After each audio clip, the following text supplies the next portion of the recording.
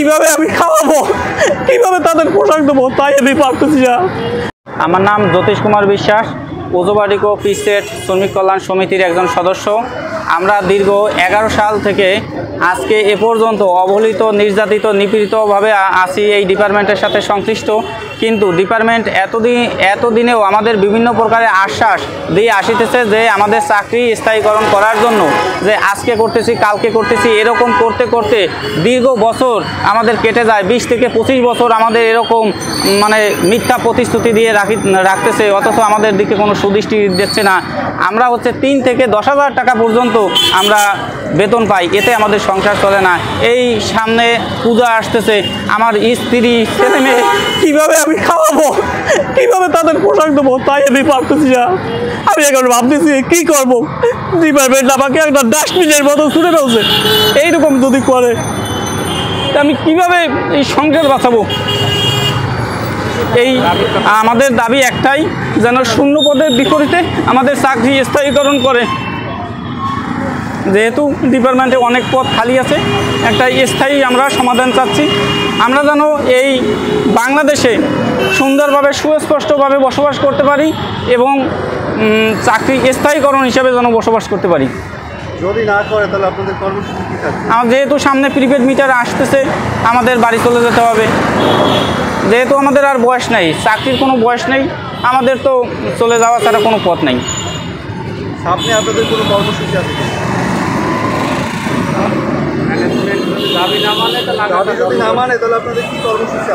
আমাদের এখন অনির্দিষ্টকালের ধর্মঘট চলতেছে, যদি না মানে তাহলে চলমান থাকবে। আমাদের আজকে দাবি, আমরা West zone power distribution company লিমিটেডের আন্ডারে, বাংলাদেশ বিদ্যুৎ উন্নয়ন বোর্ডের আন্ডারে পিস রেট কর্মচারী। আমরা এখানে যারা এসেছি সবাই বিল ডিস্ট্রিবিউশন ও মিটার রিডিং গ্রহণ করি। আমরা প্রতি পিস মিটার রিডিং 3 টাকা হিসেবে পাই এবং বিল ডিস্ট্রিবিউশন 2 টাকা 75 পয়সা, যাতে যথাক্রমে আমাদের বেতন 3,000 থেকে 10,000 টাকা পর্যন্ত। কিন্তু বর্তমান বাজার অনুযায়ী আমরা এই 3,000 থেকে 10,000 টাকা বেতনে আমাদের চলা খুব কষ্ট হয়ে যাচ্ছে। আমরা বর্তমান বাজার দরের সাথে তাল মিলিয়ে আমরা চলতে পারতেছি না। আমাদের বিরুদ্ধে আমাদের এখানে যারা আছে তারা 25 থেকে 30 বছর কাজ করতেছে এই একই রেটে। আমাদের প্রতি যে বৈষম্য, এই বৈষম্য যাতে দ্রুত দূরীকরণ হয়, আমাদের প্রতিষ্ঠান আমাদের জন্য ব্যবস্থা গ্রহণ করে এবং আমরা যে মানবতার জীবনযাপন করতেছি, এই মানবতার জীবনযাপন থেকে রক্ষা পেতে পারি, সেই দিকে লক্ষ্য দেবেন। তারা যাতে আমাদের দিকে লক্ষ্য করেন, এই উদ্দেশ্যে আমরা আজকে এখানে উপস্থিত হয়েছি।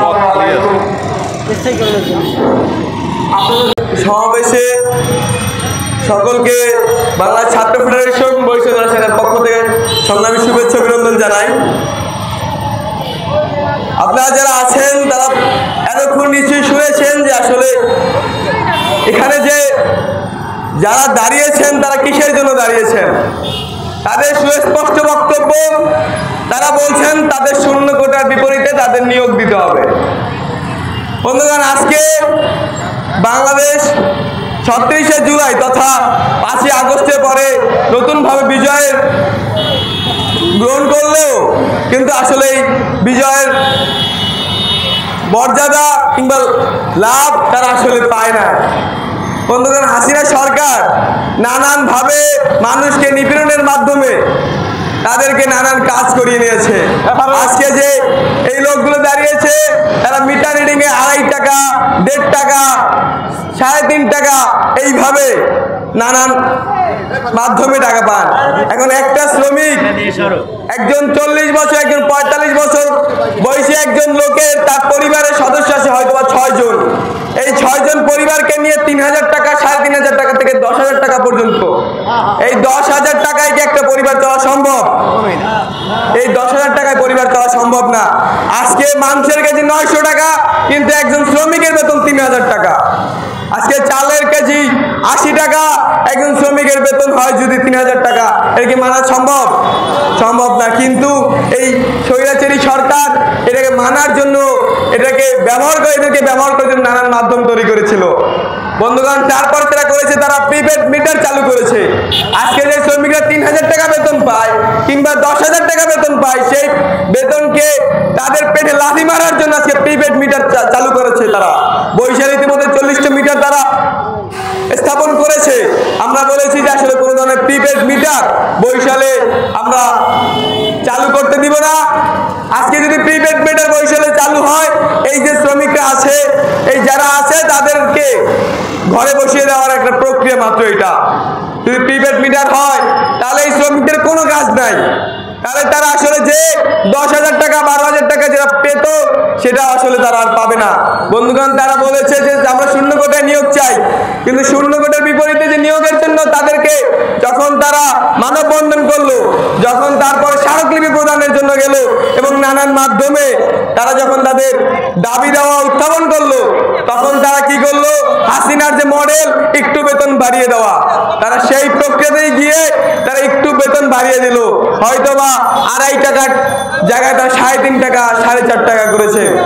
বন্ধুগণ, এই যে প্রক্রিয়া, এই যে একজন মানুষকে তার দাবির জায়গায় না রেখে, তার দাবিকে মূল্যায়ন না করে তারা নানান প্রক্রিয়ায় যেভাবে নিপীড়ন করছে, সেটা একটা জুলুমের প্রক্রিয়া।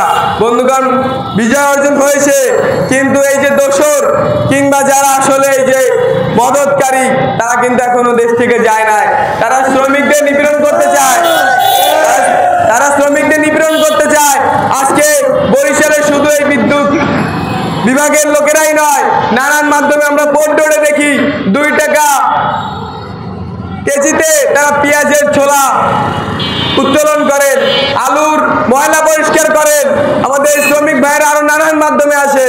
তবে আজকে একজন 40 বছর বয়সী একজন লোকের যদি 10,000 টাকা বেতন হয়, তাদের পরিবারের নিশ্চয়তা নাই, তাদের নিজের নিশ্চয়তা নাই, তাদের সন্তানরা যে একটা ভালো স্কুলে পড়বে তার কোনো নিশ্চয়তা নাই।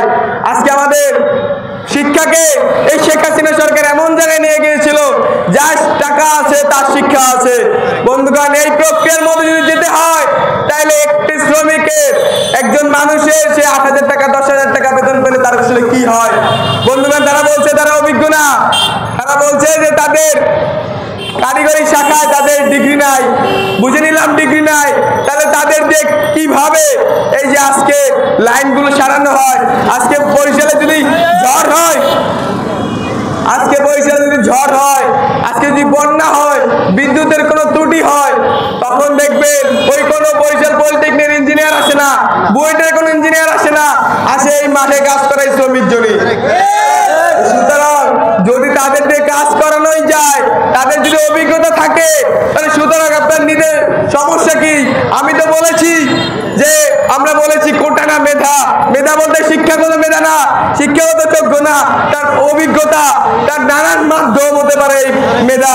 মেধা শুধু পাঠ্যপুস্তক থেকে পড়ে সে মেধার আয়ত্তা দিন করে না। বন্ধুগণ, আমরা আজকে এখানে দাঁড়িয়েছি, আমরা দাঁড়াবো, আমরা আমাদের কথা বলবো যতদিন না পর্যন্ত এই শ্রমিকদের তাদের ন্যায্য দাবি পূরণ হবে, যতদিন না পর্যন্ত এদের জীবনের নিশ্চয়তা দিতে পারছি, ততদিন তাদের সাথে বরিশালের পুরো ছাত্র সমাজ, বাংলাদেশের তথা পুরো ছাত্র সমাজ তাদের পাশে আছে।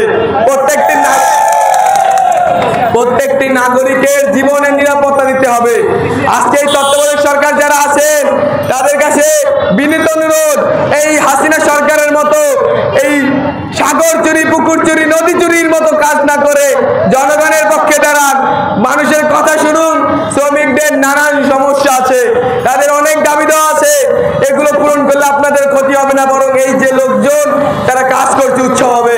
সংগ্রাম বন্ধুগণ, আজকে যারা এই সমাবেশে আয়োজন করেছেন এবং উপস্থিত যারা ছিলেন, সকলকে বাংলা ছাত্র ফেডারেশন একটাই উদ্দেশ্য ও একটাই দাবি, সেটা হচ্ছে পিসের শ্রমিক ভাইদের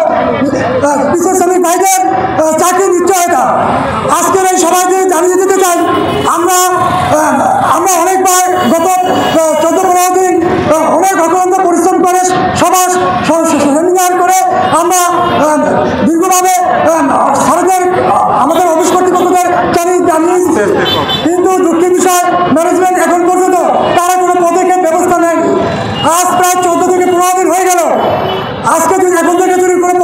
নয়। আমরা কঠোরভাবে জানিয়ে দিতে চাই, আমরা ঘরে বসে থাকতে